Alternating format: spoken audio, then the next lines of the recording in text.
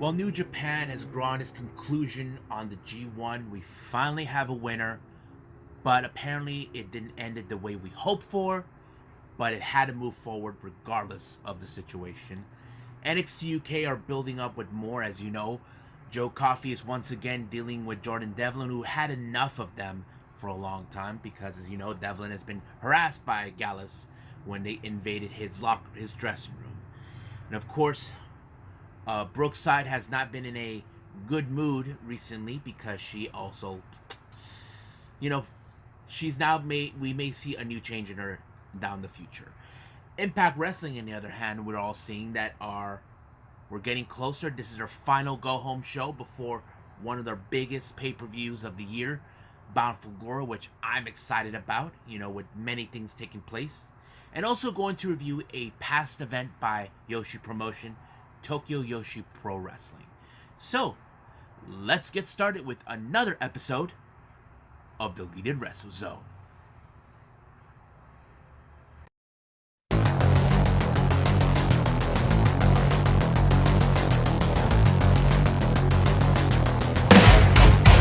Are you ready?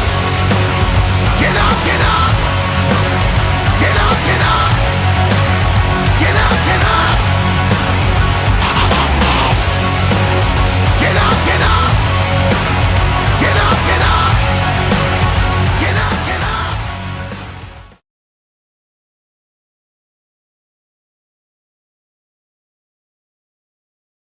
Hey everyone, welcome to Deleted Wrestle Zone. All things that it's pro wrestling with AEW, NXT, New Japan Pro Wrestling, Impact Wrestling, the National Wrestling Alliance, various promotions, wrestlers, matches, and championships. I am your host, Jay, right here. So, as I mentioned before, we're now drawing the conclusion of the G1 Climax by New Japan Pro Wrestling. We finally have a winner, but unfortunately, the ending was not exactly what we expected. But it had to happen due to the fact of the situation and circumstance that took place in the finals. But we'll get to that in a bit. So let's go from start to finish. The opening match, we have the pair of the Young Lions, Rohi Owa and Kosuke Fujita, taking on the Suzuki-gun members, Kanemaru and Despi. Now, you know for a fact that the Young Lions were no match for these guys. But of course, Kanemaru put one of them in their place by applying the infamous Boston Crab onto him to teach him a lesson or show him how it's done. As you know, Young Lions are trained to master the Boston Crab. That's one of their only submissions they're allowed to use, but it bound to happen one way or the other. Now, the first match we have, of course, is the United Empire, Great Khan, and Jeff Cobb taking on Blue Justice, Yuji Nagata, and of course, Toru Yano. Now, you know for a fact Yano will try to pull up his tricks. That's always the case. Now, we know Cobb is not happy with the result of what happened in the B Block Finals. We all could have said, yes, he could have won, but it didn't happen that way. But he could have taken his frustrations out on Yano and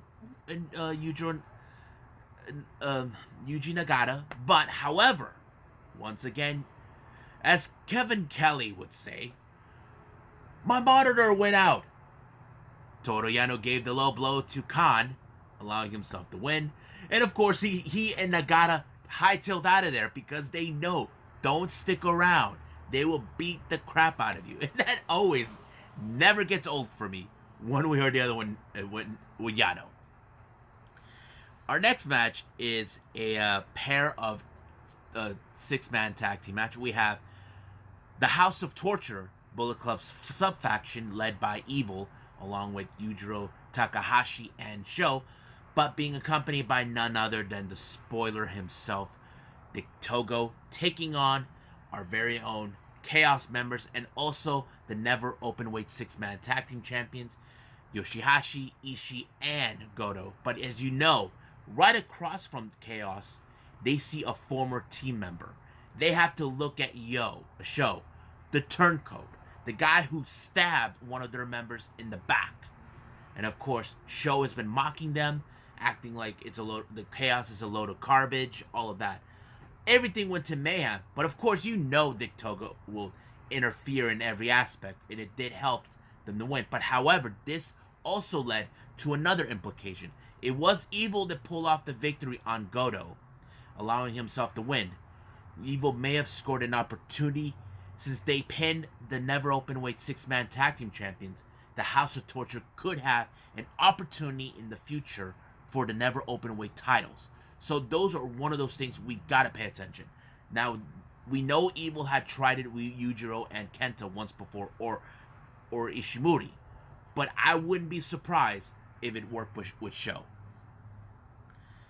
Next up, we have is an 8-man tag team match. We got Bullet Club members Chase Owens, Tangaloa, Tama Tonga, and Kenta, along with Yado, taking on Tiger Mask, Tomoaki Honma, Togi Makabe, and Hiroshi Tanahashi. Now, this is one of those matches that had no story build-up, but however, it was Chase Owens that pulled up the Jules heist on Tomoaki Honma. But that's not the part that becomes important. It appears that Chase Owens has his sights set on the IWGP United States Heavyweight title that Tanahashi has. However, he's not the only one in Bullet Club that wants that title.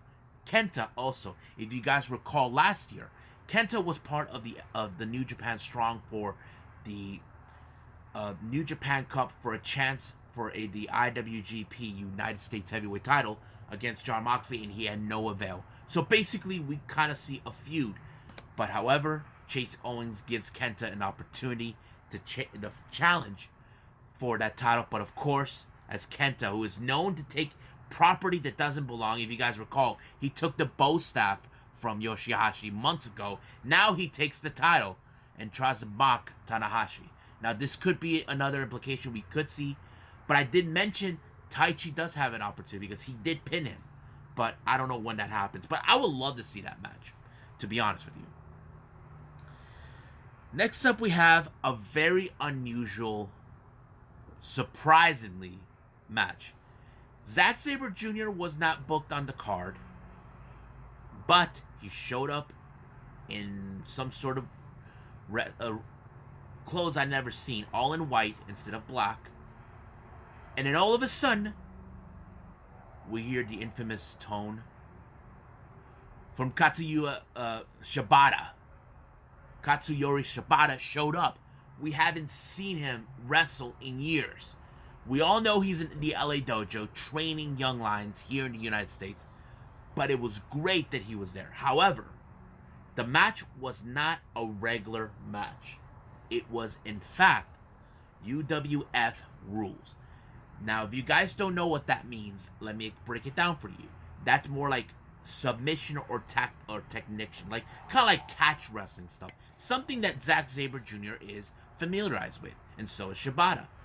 They only had 5 minutes in order, but I have to say, I think this is one of the monumental memories that many fans will never forget, seeing Shibata back in the ring. Even though it's not a standard wrestling match, but it was great. But however, the match ended in a time limit draw. And there's no doubt in my mind, Shibata and Zack Sabre Jr.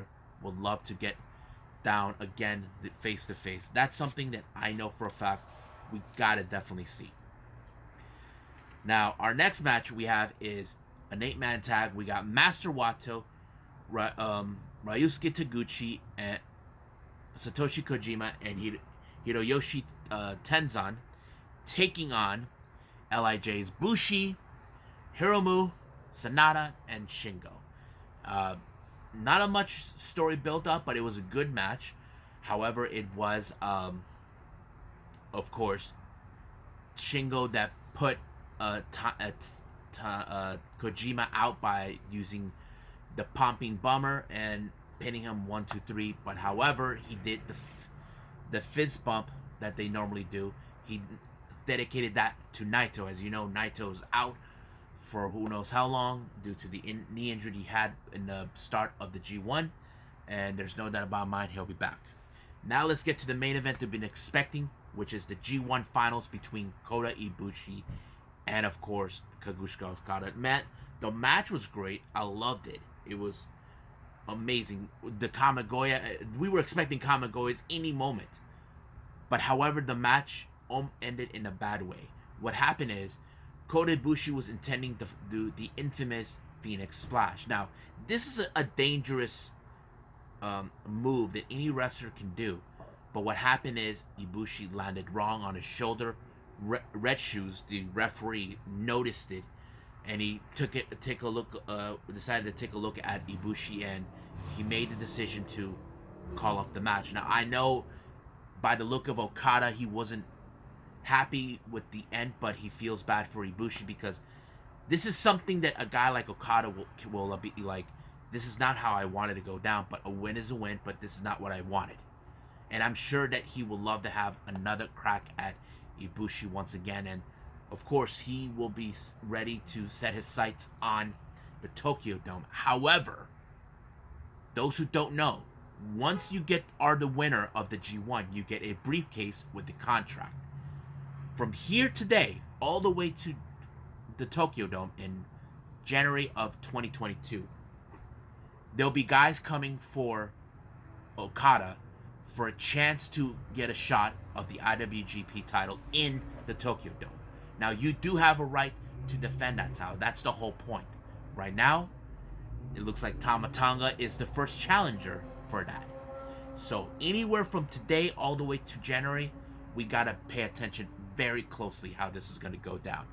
So I think the G1 was great, but I think the ending was a little disappointing, but we gotta move forward.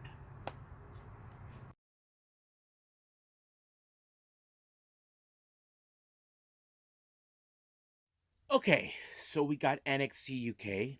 As you know, it opened up with Xia Brookside versus Aaliyah James. Now, this match was kind of been brought up a week ago by Nina Samuels.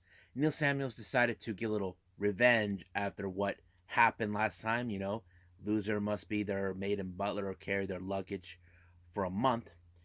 Basically, Xia Brookside hasn't been in a good winning streak. Not since she lost to Davenport. If you guys remember, Davenport humiliated her about her family lineage, and that kind of fits in. But this match, as you know, Xia Brookside is probably transitioning to what we expect down the line as a heel, because Aaliyah James rolled her up, and apparently pinned her right in the spot 1, 2, 3, and it kind of fits in in play. She's not happy with the loss, but could we see her transition to a heel?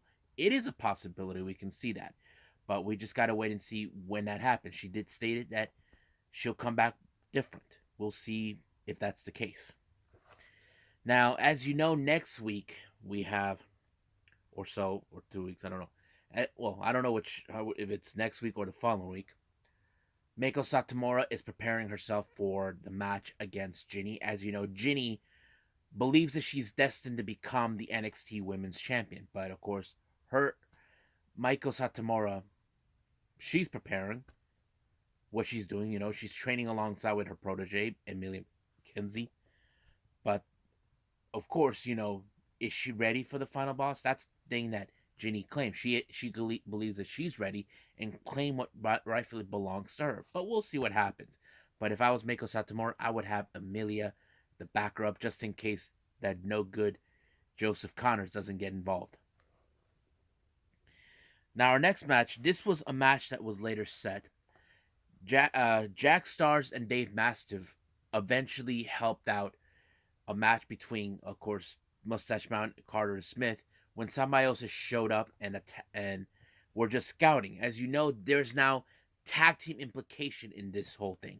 As you know, Pretty Deadly are claiming they are the best tag team right now, even though they are.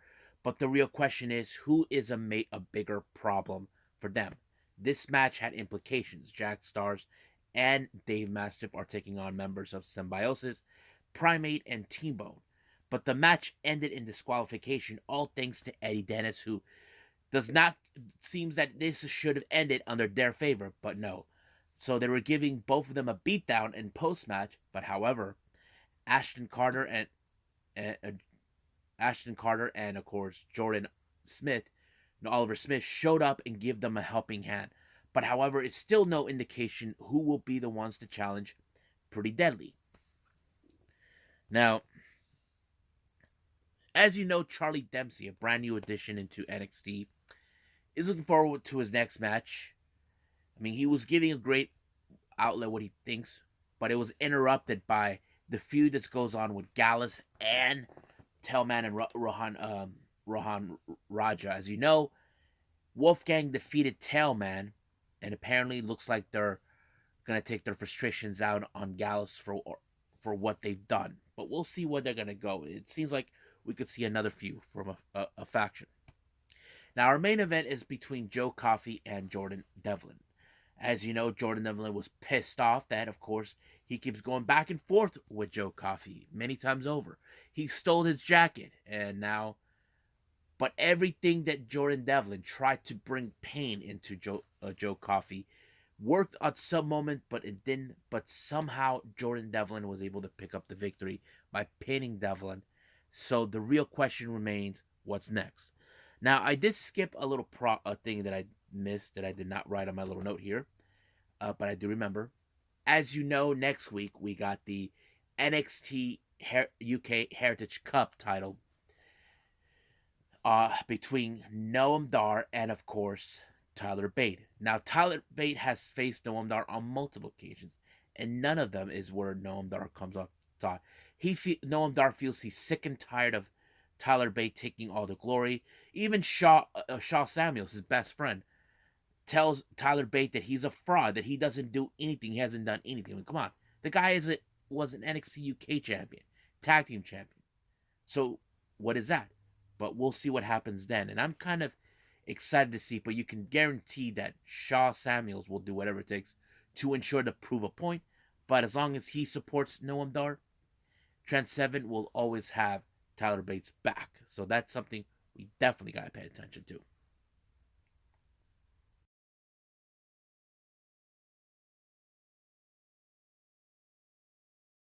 Righty.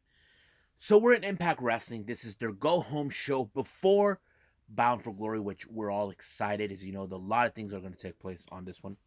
It opened up with the number one contendership for who's going to challenge the Good Brothers at Bound for Glory for the Impact World Tag Team titles. We have Bullet Club, Chris Bay, and Hikuleo versus Finjuice.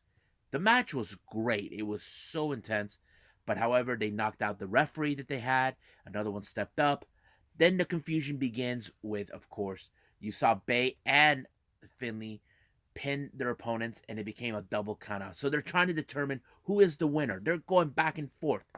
However, D'Amore said that he was going to make a decision, but he did make that decision at the end of the show, where he's going to have all three competitors in the same ring. So why not? I mean, it's not going to harm anybody. And I bet you that's the last thing that both Bullet Club and Finjuice wanted, but it's D'Amore's choice. So that's what I see. Now, this next match is a, how do I say, intergender triple threat match, tag team match. These competitors are involved part of the, how do I say, who will be the digital media champion, a new title that was created not too long ago, and they're going to reveal that on Bound for Glory. We have Jordan Grace teaming with Fala Ball, Tennille Dashwood teaming up with John Skyler, and of course Chelsea Green with Crazy Steve. Now, it was all crazy. However, Crazy Steve was the one who put the finishing touches on Fala Ball, but however, it was what's his name, John Skyler, who actually took out Steve to allow Tennille Dashwood to pick up the victory. But it's still determined who is going to be the winner for that match. What's his name? D'Lo Brown said he predicts it's going to be Tennille Dashwood, since it's all about me. Now, this next segment we see is Rhino. Rhino hasn't spoken to anybody since then. He wanted the answer. Is he siding with Heath, or is he reunited with Violent by Design? Who knows what's going on in that head of his? But however, Heath comes out, tries to tell him, I haven't heard from him since I got injured. So he was trying to reason with him. The one thing that brought him back is when Heath reminded him of his daughter, saying, they missed their Uncle Rhino. That kind of brought him to a smile, but however, Violent by Design, mostly Eric Young, will not tolerate the fact that he doesn't want him to go back to that disgusting side of him. But apparently, they beat him down completely. They even thought that Rhino was going to gore him, but he walked out. He walked out, leaving Heath getting punished by Violent by Design. But the real question is, will he arrive in Bound for Glory? That is something we gotta wait and see what's gonna take place at the time. Now, if you guys remember the Pick Your Poison match, last time in Knockouts Knockdown, Mickie James picked Masha Slamovich, which put her in a brutal match. But last week, Mickie James picked Savannah Evans as her poison for Mickie James. I have to say the match was intense, great, but of course Deonna Purrazzo was right there once again trying to get into her head. And she put every aspect. Now, Savannah Evans is a big woman, but very powerful. But somehow Mickie James was able to find ways to get around her, allowing to put up the DDT on her to pick up the victory. However, there was an implication. The no touching clause. She did this, but at the same time, she had Matthew Renwall, the drama queen, to take her out. Now, they thought she got away with it, but however, the Moore decided to do something about it. She was hoping that she was trying to say, you can't take this title away from me. Apparently, the Moore decided not to, but she did took something out. That if Matthew Renwall show up in ringside at her match in Bound for Glory, both Renwald and Deonna will be suspended indefinitely. That's the last thing they want. They're going with this conspiracy theory. Well, that's their fault, but we'll see what happens then. Now, recently we have seen the most professional wrestler with the learning tree. So apparently he was unhappy how things were last week, where Lemons and Zicky Dice were not around. But however, he cut Manny Levins off the team. Now, we thought the same thing as fans, that Zicky Dice would be... I mean, it would make sense, but I don't think so, because he did sign a multi-year contract with them, if you guys know about that. But what's crazy is, I like how, okay, VSK is not going to get cut.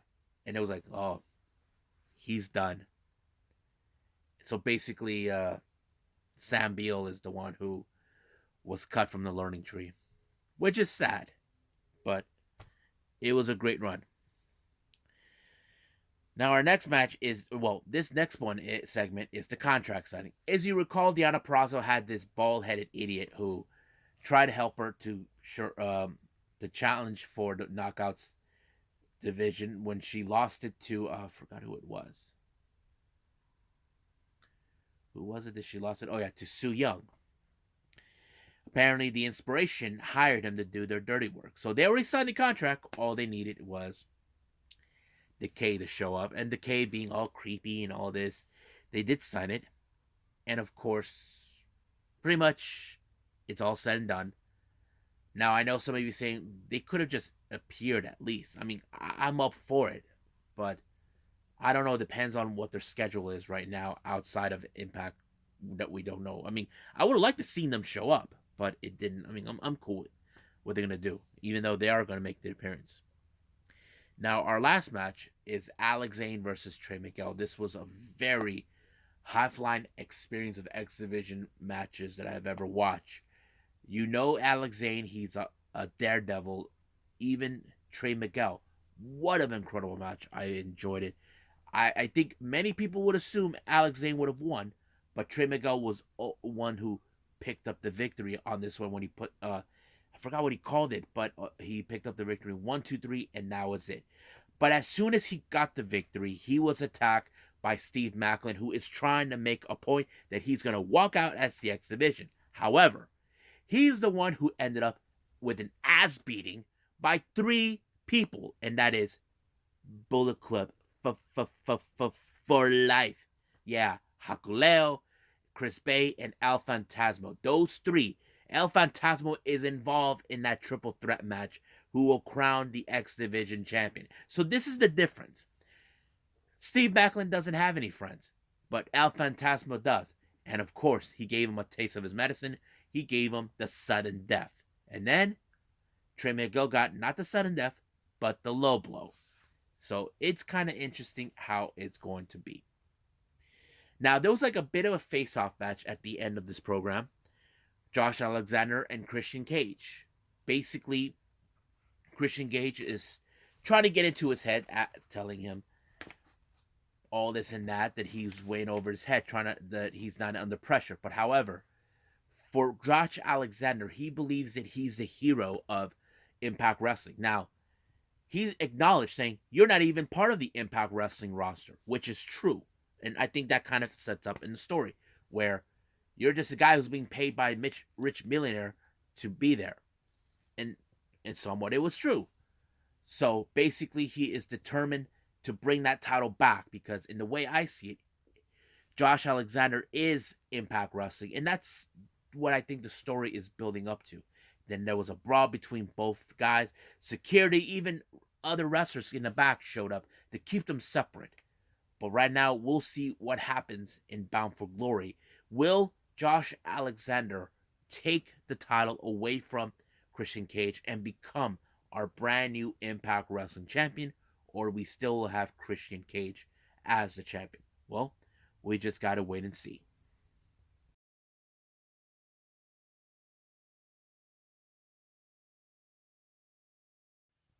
Well, the last thing I'm going to review for all of you is another past event by Tokyo Joshi Pro. This one was back in June on the 27th for Spring Tour 2021 with the Bullet, as they call it. I'm almost getting there, catching up with Tokyo Joshi Pro, just to let you guys know. The opening match was a tag team match. We have Kayatori Bami teaming up with Nao Kakuta versus Hakuchumu, consistent of Miya Watanabe, and of course the former Princess champion Rika Tatsumi. It was a pretty interesting match due to the fact that, as you know, recently I have been paying attention with Miya Watanabe, who's one of the most strongest individuals for her size. I mean, she's like 5 foot, and she can lift anybody. What amazing strength she has. But it was her who actually picked up the victory in this match. I was like, wow. I'm instantly becoming a big fan. Next match is a three-way match. We have Haruna Neko versus Nodoka Temna versus everybody's favorite magical girl, Yuka Sakazaki. Now, as you don't know this, Yuka Sakazaki has like some sort of attitude where she doesn't get along with anybody. However, with her way of trying to win, that's how it works. And you know how she does it. She ends up with the magical splash. And that's what she did when she pinned Nodaka Temna. However, the one person who's mostly afraid of her is Neko, and that's how I see it. She's scared of her completely. Our next match is a 6-woman tag team match. First team, we have Pam Harajuku, Yuki Aino, and Yuki Kamifuko taking on Hyper Misoa, Mizuki, and Shoko Nakajima. Interesting tag team, because basically the second team, they're really good, but the only ones who I see are like the weakest link, kind of the weakest link is Pam Harajuku in this match, because I know Yuki is a former princess tag with her sister Temna, and of course Yuki Kamifuko, former international princess champion. But it was Mizuki who pinned Pam Harajuku for the victory. The next match is Morika Kobashi and Raku taking on Mahito Kiru, and of course her tag team partner is the International Princess Champion Hikari Nao, who's also a member of Up Girls with Raku and Miyu Watanabe. One thing I have noticed, Morika, she is in fact improving a whole lot watching her. But however, in this match, it was Raku who actually pinned uh, Mahiro Kiru for the victory. So it kind of felt in a good natural way. She's also improving a little more, but it was fun. Our next match is our main event is Arisu Endo teaming with B Stars Suzumi and Mirai Mayumi taking on Moka Miyamoto with Maki Ito and Miya Yamashita. Now, much of the match, I have noticed how they're trying to disorient Mayu Yamashita. Reason is she is the current Princess of Princess Champion and one of the most strongest competitors in this promotion. And that kind of fits in why they're attacking her no matter what. But however, with her spinning heel kick on Mayumi, it felt natural that she picked up the victory in that way. So I think this was a pretty good show. Not the best ones, but pretty good. I think I enjoyed. I can't wait to review more of these shows for all of you. Well, I hope you guys enjoy this episode, me reviewing these shows, the current and the past ones.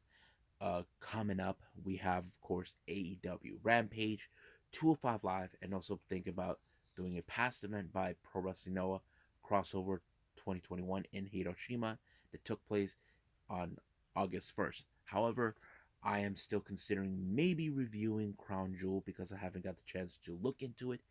But I will, if I do have time, I'll do it because I want to make everybody enjoy a pretty good promotion show that we can enjoy. Now, before I go, as you know, I did talk about what happened at the New Japan for the G1 finals. Um, it appears that Kota Ibushi left a little something on his Twitter page. This is what he says. This was on his Twitter. It was translated. G1 Climax Championship decided match. Thanks to everyone who came to see us, all the players, all the referees who made the right decisions in that space at the end. In the end, I could see the strength of Kaguchika Okada, who incompletely burned because of me, completely defeated. I cried until the morning. I'm not in a position to say now, but someday, a dream, not to give up. So basically, he's not giving too much of a full statement about what happened or what's going to be the prognosis. As you know, he hurt himself during the final match. It was really, really devastating. I know that this is not how Kaguchika Okada wants to win the match, but I'm sure he can accept the win, but he will go back to this match particularly in the future.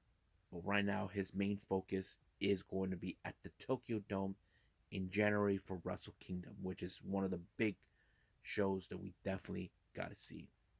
So I think that's it for now for all of you guys. I hope you guys enjoyed the entire episode. There'll be more to come the following day. But for now, I'll see you guys in the next DWZ time. Same DWZ channel. I must bid all of you adieu. So goodbye. And have a nice day. Bang.